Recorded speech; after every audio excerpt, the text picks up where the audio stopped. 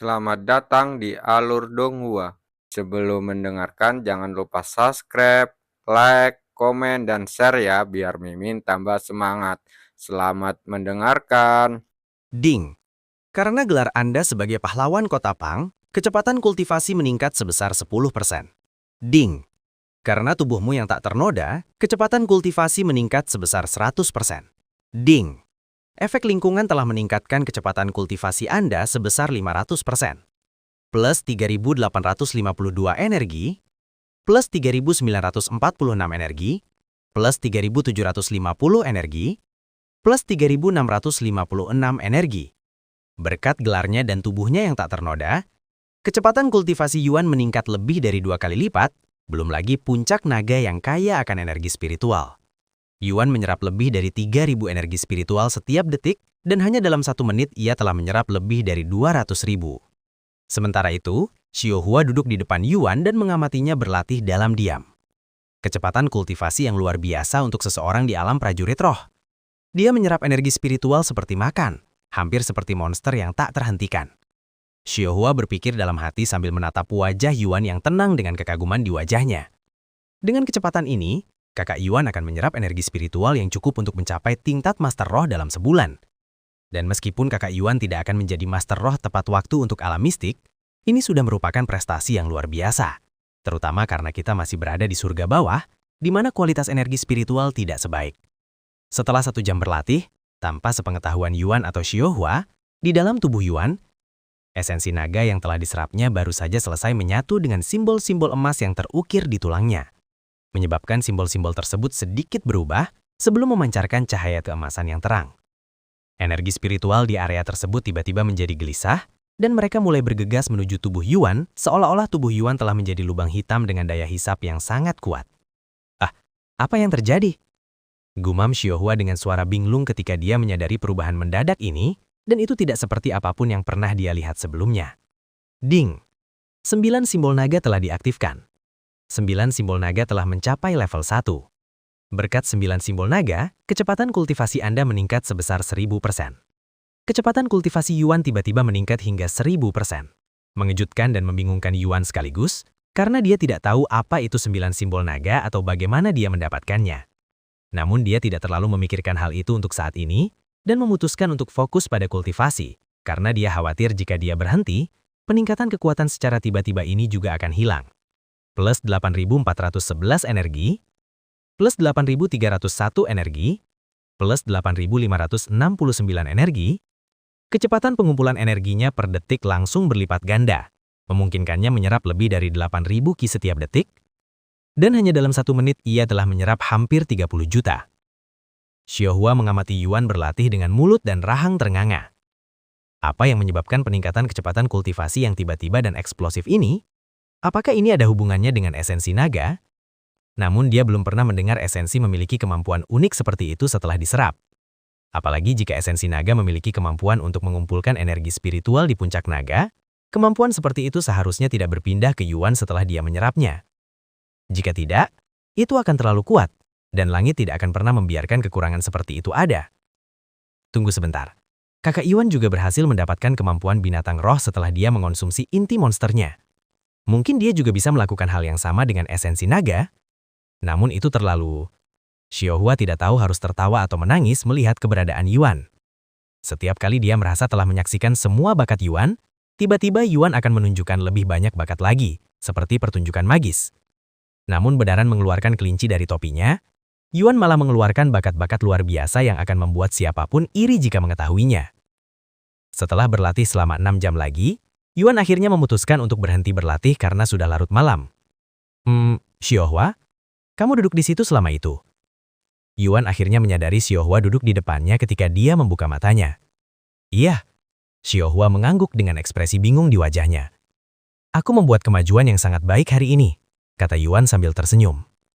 Lalu dia bertanya, ngomong-ngomong, apakah kamu tahu sesuatu tentang 9 simbol naga?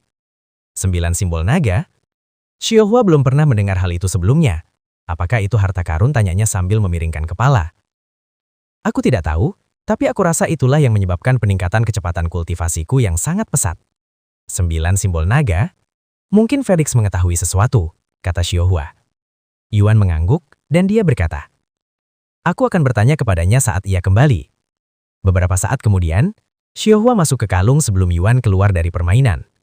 Begitu Meishu kembali, dia langsung memasak makan malam seperti biasa sebelum memberi makan Yuan. Setelah memberi makan Yuan, Meishu pergi mandi sebentar sebelum beristirahat di rumahnya. Mari kita lihat apakah temannya sudah datang. Meishu mengenakan helm dan segera masuk ke dalam cultivation online. Begitu masuk ke dalam permainan, Meishu melihat sekeliling tempat itu, dan dia langsung memperhatikan keributan kecil tepat di luar gatong kota. Meishu menyepitkan matanya ke kerumunan orang yang tampaknya mengelilingi seorang wanita muda sangat cantik dengan jubah merah ketat dan bertubuh sangat dewasa. Pasti itu dia, gumam Meishu dalam hatinya, sebelum mendekatinya. Permisi? Meishu mencoba menerobos kerumunan menuju wanita muda berjubah merah itu. Namun sayangnya kerumunan terlalu padat sehingga dia tidak bisa berbuat apa-apa. Minggir. Suara lantang tiba-tiba terdengar jelas. Tempat itu langsung menjadi sunyi, dan Jalanon dengan cepat muncul di tengah kerumunan. Beberapa saat kemudian, wanita muda berjubah merah yang menggoda itu keluar dari kerumunan dan berhenti di depan Meishu. Wajah yang tampak bosan dan seseorang yang tidak mengerti kesenangan. Kamu sesuai dengan deskripsi yang diberikan Tuan Muda kepadaku. Apakah kamu teman Tuan Muda? Tanya Feng Yuxiang kepada Meishu. Apakah yang Anda maksud dengan Tuan Muda adalah Yuan? Tanya Meishu. Feng Yuxiang mengangguk dan berkata, "Sepertinya aku telah menemukan orang yang tepat. Ikutlah aku akan membawamu ke benua timur agar kamu bisa bertemu dengan Tuan Muda." Setelah bertemu dengan Meishu, Feng Yuxiang memeluk pinggang Meishu dan terbang menuju langit seperti yang dilakukannya bersama Yuro, dan mereka melanjutkan perjalanan menuju benua timur. Ini adalah... Meishu terkejut ketika Feng Yuxiang tiba-tiba membawanya ke udara, dan ketika dia melihat ke bawah, tubuhnya mulai bergemetar tanpa henti dan tak terkendali. Apa kau takut ketinggian? Tanya Feng Yuxiang kepada Meishu ketika ia menyadari Meishu gemetar. Aku... Meishu langsung terdiam. Karena dia belum pernah naik pesawat atau pergi ke tempat tinggi sebelumnya, dia tidak pernah menyadari fobia ketinggiannya. Dengan kata lain, dia takut ketinggian. Jangan khawatir, aku tidak akan menjatuhkanmu secara tidak sengaja atau apapun. Kamu juga bisa menutup matamu, kata Feng Yuxiang. Meishu segera menutup matanya, tetapi bayangan daratan di kejauhan masih terbayang di benaknya. Ngomong-ngomong, kalau kau tidak berkeberatan, apa hubunganmu dengan Tuan Muda? Aku tahu kalian berteman, tapi aku ingin tahu lebih banyak tentang dirimu dan Tuan Muda. Feng Yuxiang tiba-tiba bertanya padanya. Teman? Begitu kata Yuan. Senyum tipis muncul di wajah Meishu. Kalian bukan teman. Lalu, apa hubungan kalian dengannya? Saya lebih seperti pengasuhnya, seorang pelayan, bisa dibilang begitu, kata Meishu. Oh, kau juga pelayannya, kata Feng Yuxiang dengan nada terkejut. Aku juga pelayan Tuan Muda. Meishu membuka matanya lagi dan menatap Feng Yuxiang dengan mata lebar penuh kejutan. Bagaimana mungkin seseorang seperti dia bisa menjadi pelayan? Dia lebih mirip seorang nyonya yang berkuasa dari keluarga berpengaruh daripada siapapun. Kenapa tatapanmu seperti itu? Kau tidak percaya padaku? Feng Yuxiang membangkat alisnya melihat tatapan ragu Meishu. Yuan, dia memanggilmu Phoenix. Apakah kau benar-benar Phoenix? Meishu tiba-tiba bertanya. Benar, aku adalah Phoenix, tetapi kekuatanku saat ini disegel sehingga aku tidak bisa menunjukkannya padamu. Feng Yuxiang mengangguk. Begitu ya? Keduanya kemudian terdiam, dan tetap seperti itu selama beberapa menit hingga Feng Yuxiang tiba-tiba berkata, kita akan menggunakan alat teleportasi yang ada di kota Liang, yang jaraknya sekitar 4 jam. 4 jam? Meishu sedikit terkejut. Menurutmu berapa lama waktu yang kita butuhkan untuk mencapai benua timur dan bertemu dengan Yuan? Apakah menurutmu kita akan sampai sebelum matahari terbit? Meskipun Meishu tidak berkeberatan kehilangan waktu tidur untuk 1 malam saja, dia tidak bisa mengabaikan sarapan Yuan apapun yang terjadi.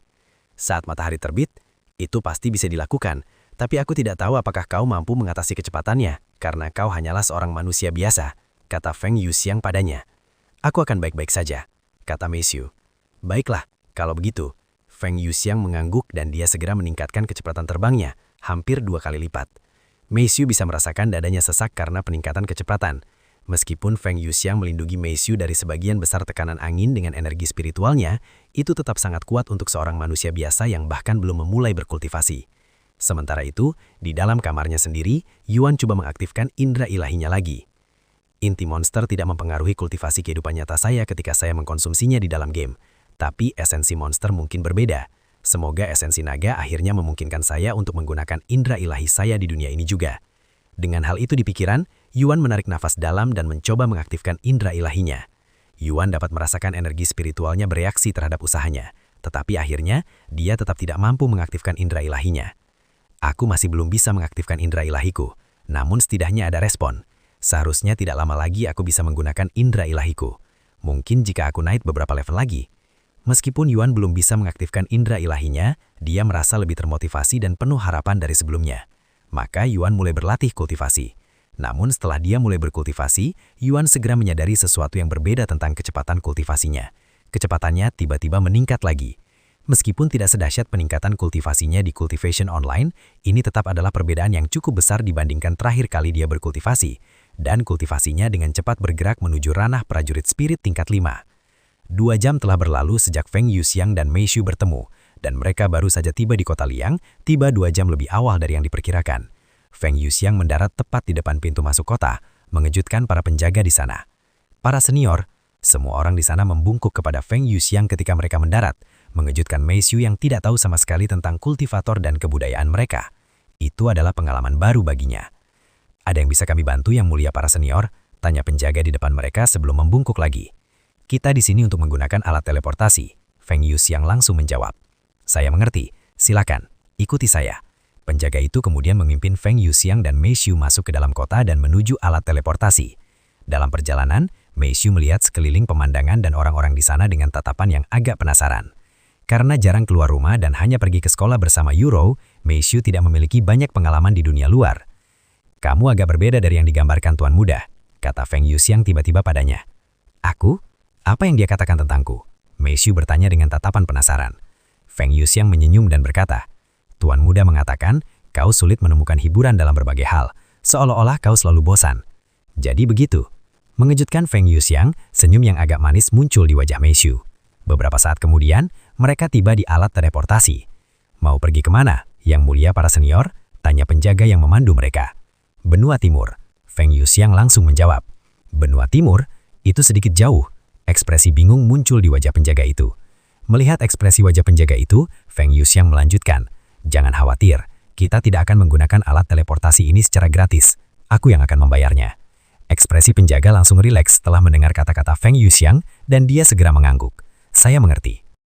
Silahkan, ikuti saya ke depan. Permisi, silahkan lewat.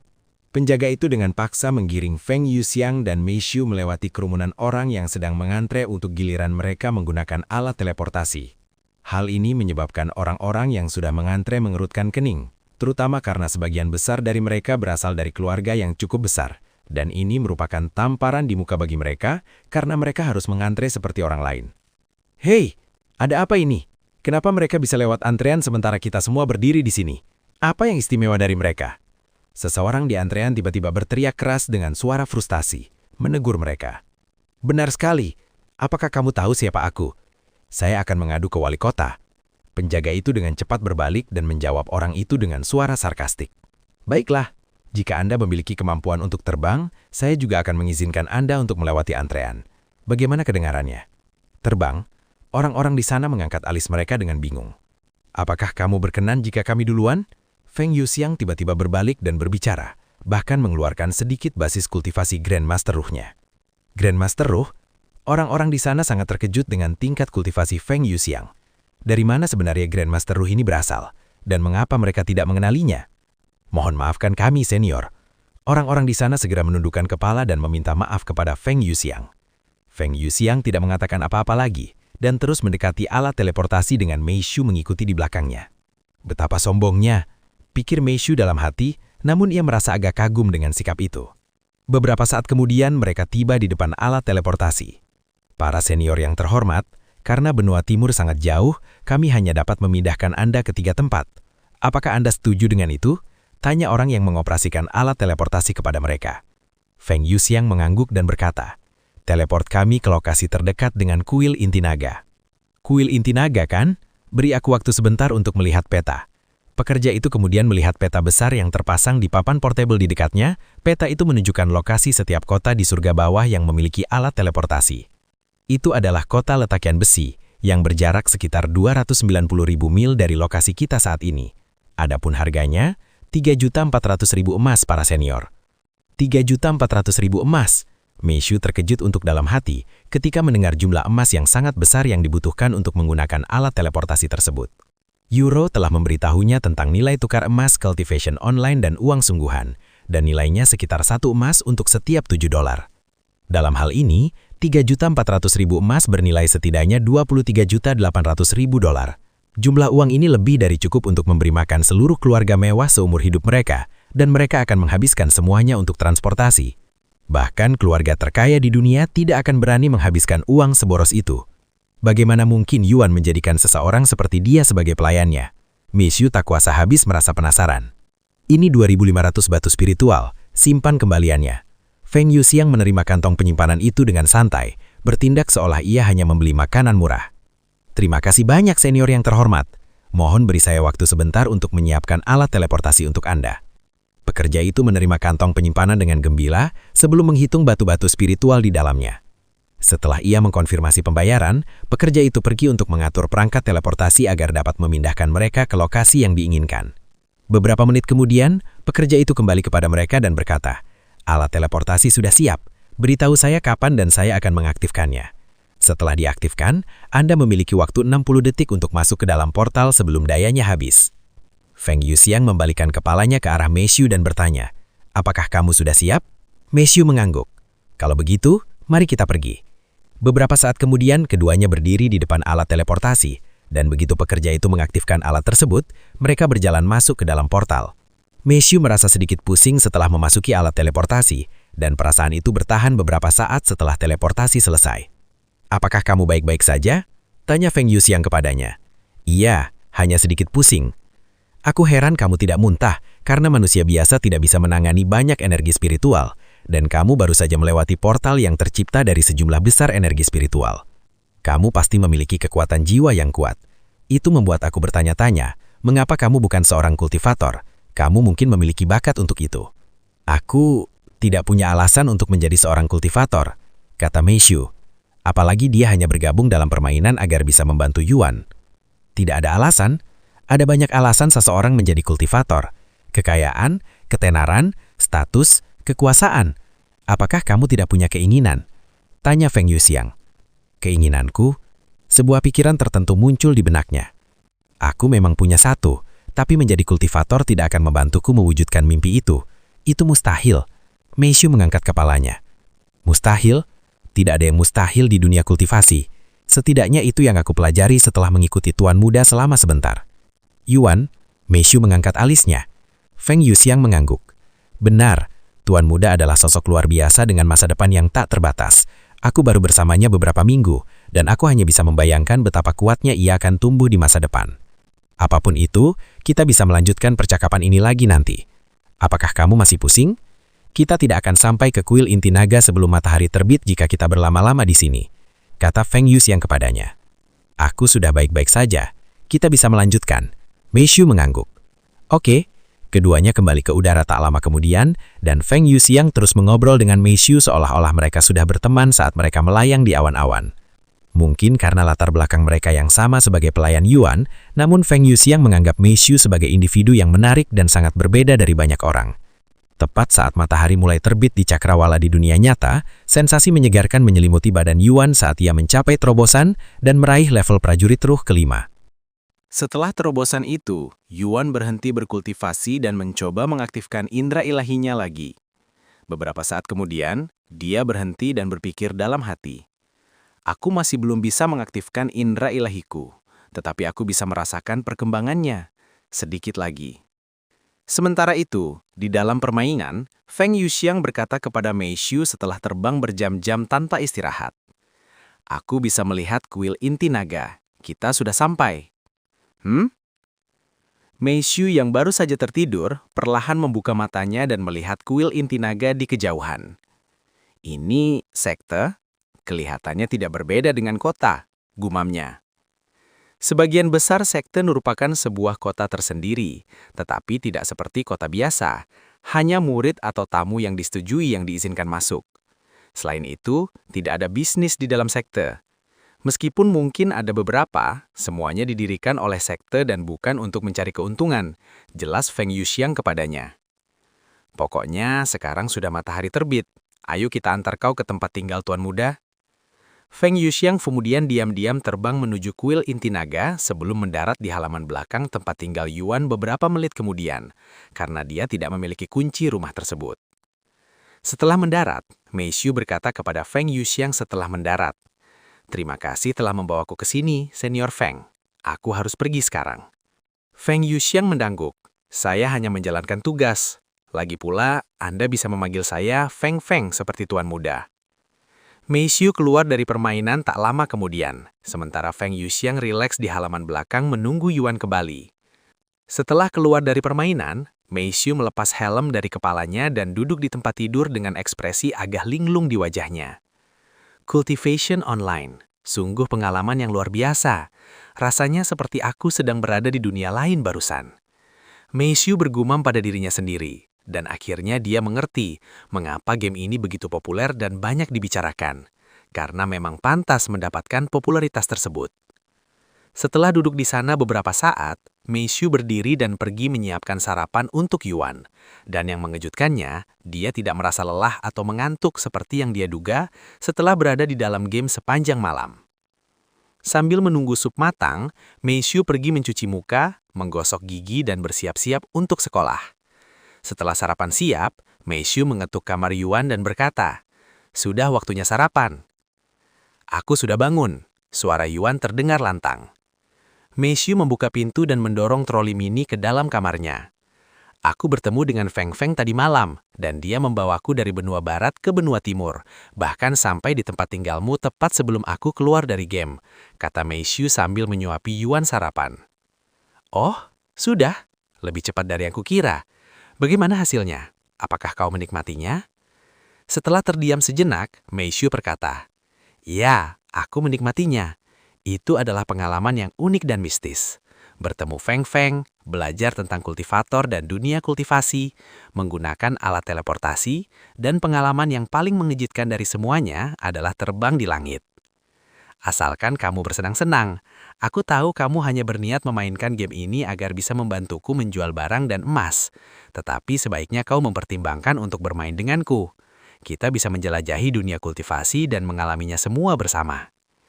Mata Mei Xiu membelalak ketika mendengar kata-kata Yuan yang tak terduga, yang membuatnya terdiam sejenak. "Bagaimana menurutmu, Mei Xiu? Kamu selalu bekerja, bahkan sejak kecil. Sebenarnya aku rasa kita sangat mirip, dalam artian kita selalu bekerja untuk tempat yang sama. Seandainya bukan karena kondisiku yang tiba-tiba ini, aku yakin aku masih akan bekerja untuk keluarga Yu sampai saat ini. Ini mungkin terdengar gila, tetapi aku tidak lagi menganggap kondisiku ini sebagai kutuk. Mungkin ini bahkan berkah tersembunyi." "Menyuruhku bermain denganmu, apakah itu perintah?" Mei Xiu tiba-tiba bertanya padanya. "Tentu saja tidak. Ini permintaan, Mei Xiu. Jika kamu tidak ingin bermain denganku, tidak apa-apa. Namun dari kata-katamu barusan, aku bisa tahu bahwa kamu benar-benar menikmati waktumu di Cultivation Online. Jika memang begitu, kamu bisa terus bermain. Kamu mungkin bahkan menemukan tujuan hidup lain selain bekerja, seperti yang aku lakukan. Apakah kamu benar-benar tidak keberatan jika aku berada di sisimu juga di Cultivation Online?" Mei Xiu bertanya lagi, suaranya terdengar agak gugup. "Kenapa kamu membuat seolah-olah aku tidak tahan dengan kehadiranmu? Meskipun kita selalu dekat satu sama lain hampir sepanjang hidup kita, aku tidak pernah sekalipun berpikir seperti itu, dan kita belum pernah benar-benar bermain musik bersama sebelumnya. Ini kesempatan bagus untuk melakukannya. Tetapi aku sebenarnya tidak punya waktu." Mei Xiu menghela nafas. "Tidak apa-apa, kita bisa bermain bersama kapan saja kamu senggang atau tidak sekolah di akhir pekan. Aku juga tidak keberatan melewatkan satu kali makan agar kita bisa bermain lebih banyak," kata Yuan sambil tersenyum. Setelah hening sejenak, Mei Xiu berkata, "Baiklah, aku mengerti. Aku akan bermain denganmu." "Bagus sekali." Setelah sarapan, Mei Xiu pergi ke sekolah bersama Yuro, sementara Yuan melanjutkan latihannya di dalam kultivasi online. "Oh ya, aku harus menemui Feng Feng dulu, karena dia mungkin sedang menungguku."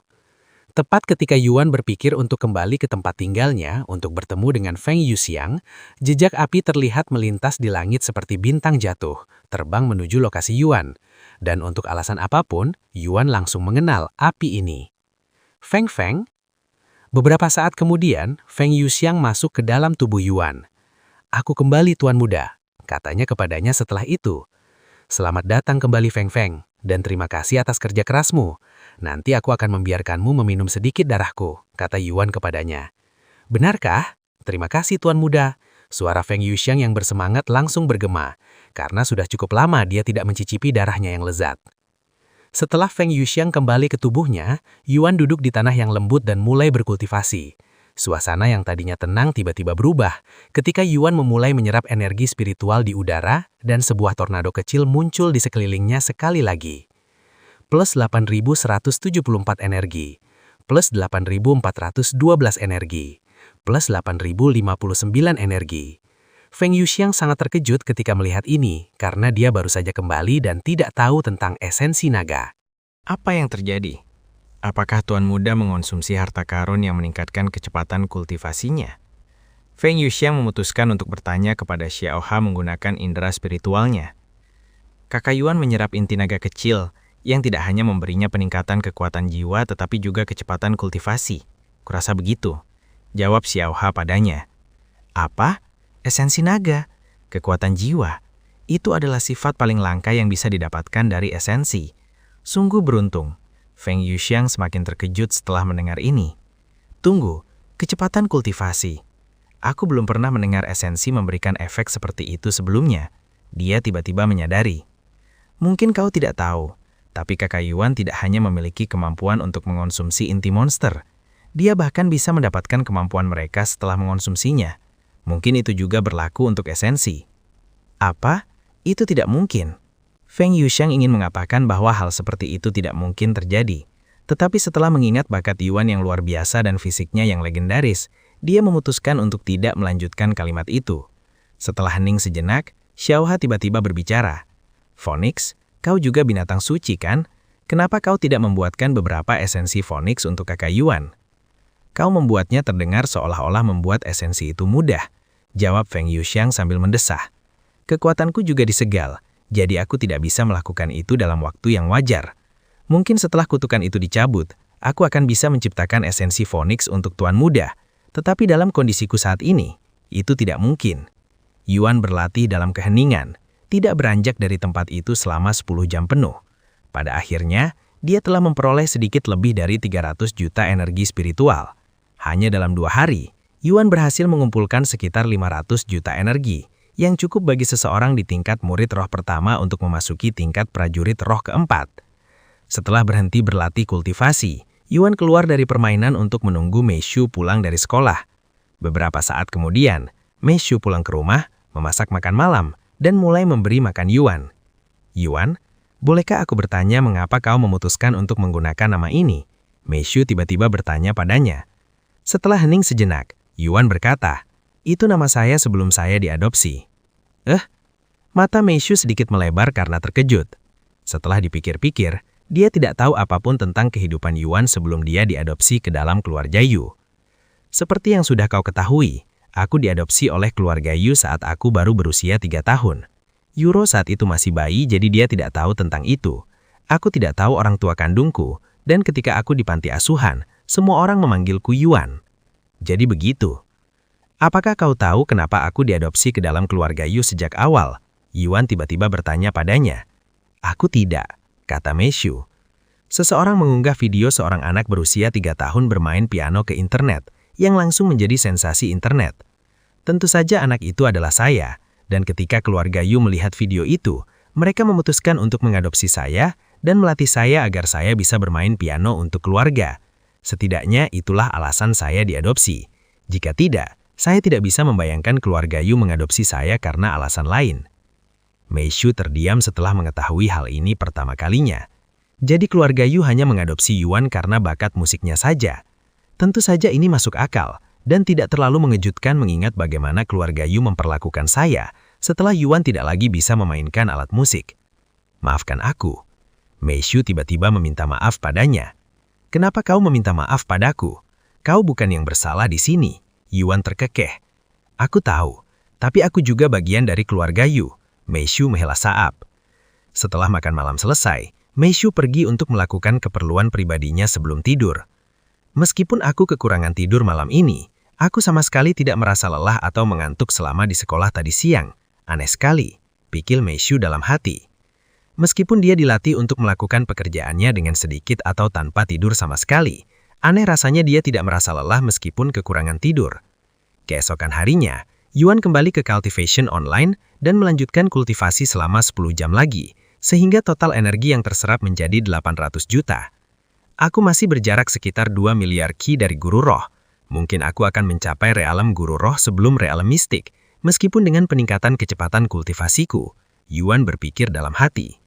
3 hari kemudian, Yuan menyerap 900 juta energi lagi, sehingga total ki terkumpul menjadi 1,7 miliar energi. Sementara itu, di menara kap ikan melompat gerbang naga, pertaruhan antara Long Yijun dan ketua sekte lainnya akhirnya berakhir. Hahaha, Long Yijun meledak tertawa saat murid terakhir keluar dari menara dengan ekspresi kalah di wajahnya. Hasilnya sudah jelas. Sepertinya tak satu pun murid kalian yang mampu mengalahkan 100 lantai itu. Aku memenangkan taruhan ini. Sekarang serahkan harta karun kalian, kata Long Yijun kepada para ketua sekte yang marah dengan senyum puas di wajahnya. Ya Tuhan, aku kira seluruh acara ini hanyalah sandiwara. Ternyata banyak sekali yang dipertaruhkan. Para murid menyaksikan dengan mulut bergeliur saat Long Yijun memegang 4 harta karun tingkat dewa sekaligus. Kami pergi. Para master sekte lainnya tidak berani tinggal lebih lama lagi, dan berkata kepada murid-muridnya, "Kalian sudah mau pergi? Tidak mau tinggal sedikit lebih lama? Mungkin kita bisa duduk minum atau semacamnya," kata Long Yijun kepada mereka dengan nada sarkastik. Inilah, para pemimpin sekte berpura-pura tidak mendengarnya dan menghilang dari kuil inti naga tanpa menoleh ke belakang.